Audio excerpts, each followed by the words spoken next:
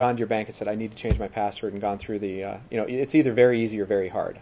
Very few people do it in between. It's either I can just go in there and change it and do everything just fine, or not. I went to a federal government site where I needed a PIN, and you can go in and you can automate and you can release your PIN, but if you want it replaced, you have to go through a mail-in process.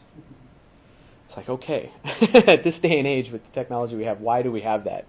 And they tie it to their risk level. So that means either the technology has to get better, or the folks doing that application have to interpret the risk differently. I talked about the need for federation. The same drivers for consolidation of identity actually apply. So we said, okay, we've got to make it easier, we've got to make it more standard, so we're going to consolidate the identity within the enterprise. But once it spanned outside the enterprise, it actually changed the model. And so now you're not just talking about communicating within a network. That was easy to do if you're consolidating, but now you're talking about talking across networks and across boundaries. So that change, it just flipped the model to federation. Now we need to abstract and send our information out. And the standards. Security assertion markup language is an XML-based language. It's promoted by Liberty Alliance. It's in release 2.0. It's actually become quite robust and quite interesting. There's a lot of SOA, service-oriented architecture work out there using SAML and federation. And I'm going to talk a little bit deeper about those models.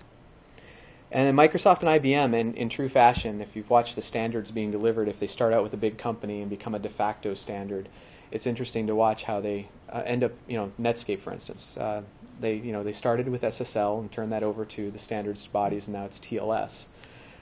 People still just use SSL. TLS is out there and people are using it, but they still just use SSL because it became a de facto standard.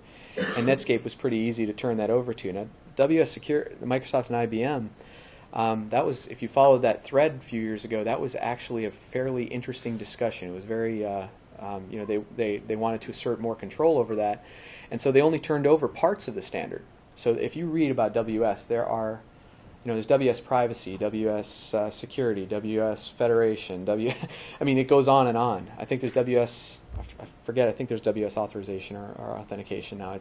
It's crazy. It just has gone to a level. But the ones that you really need to care about are probably just the WS, the identity, the privacy, and the WS security itself, because that's the transport. And the bottom line. Visually, basically, without federation, you've got user authentication. You're going to have separate identities. You will not achieve single sign-on across boundaries without some type of federation.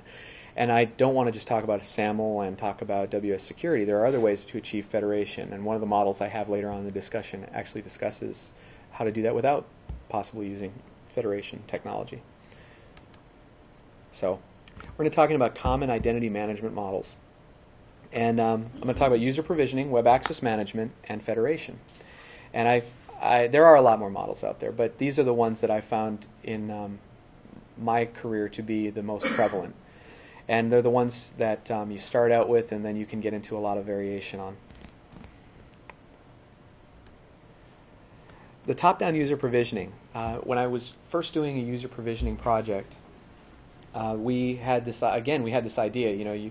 If you're innovative, you tend to reach far, and it's like I forget who told me, but you always reach for a level higher, and that way when you only attain half of that, you've actually gotten to the mark that you should have gotten to in the first place.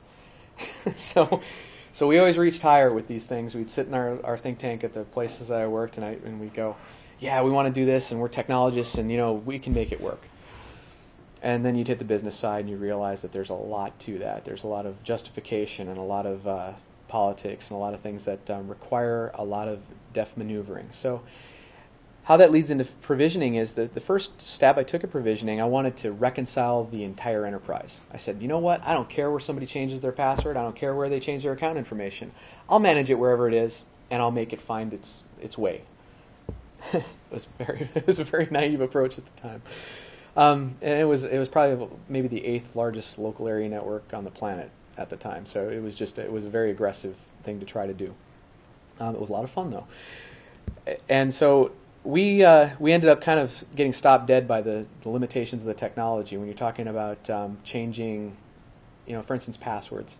If you're talking about changing a password in an environment with over 2 million people, on a daily basis, you're talking maybe password changes at a 3-month rate, probably 500 per day. And you can break down the rest. It's a lot.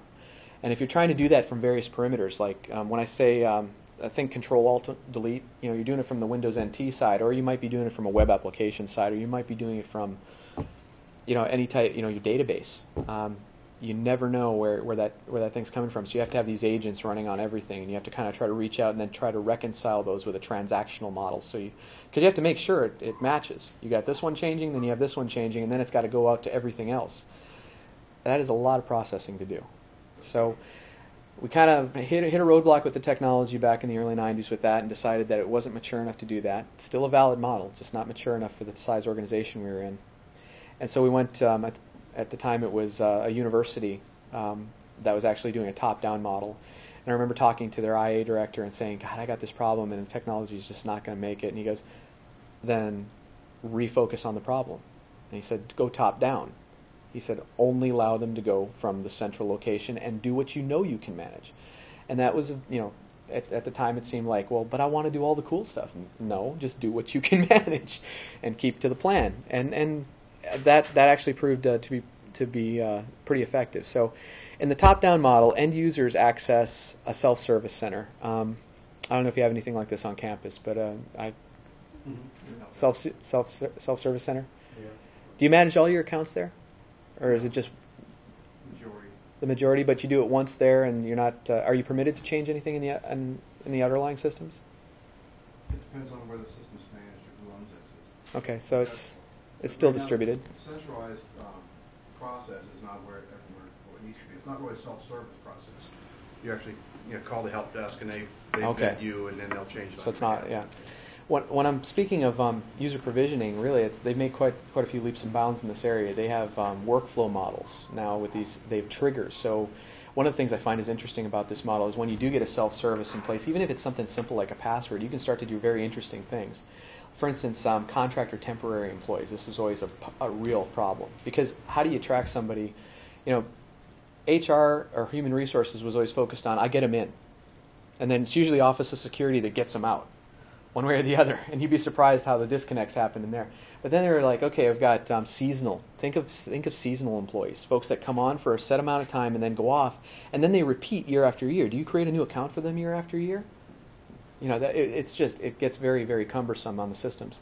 So some of the provisioning technologies actually allow you to trigger events. You can actually build on a workflow and say, okay, so I brought them in the first time, they're good for this long, and the timeline goes by, and they can recertify, which is a very interesting concept. The biggest problem that we have, which I think you're going to be talking about, is the authentication in a remote process. If you have somebody come to the desk and show you your driver's license, okay, it's easy. I can look and see whether or not you made it at Kinko's or whether or not the BMV made it, or 80-90% accuracy rate, right? Yeah. But over the phone, how do I vet that person? How do I know if they're not social engineering me? Especially if I've got faculty that need to access the campus and they're on sabbatical, they're out of the country, they're away. Yep.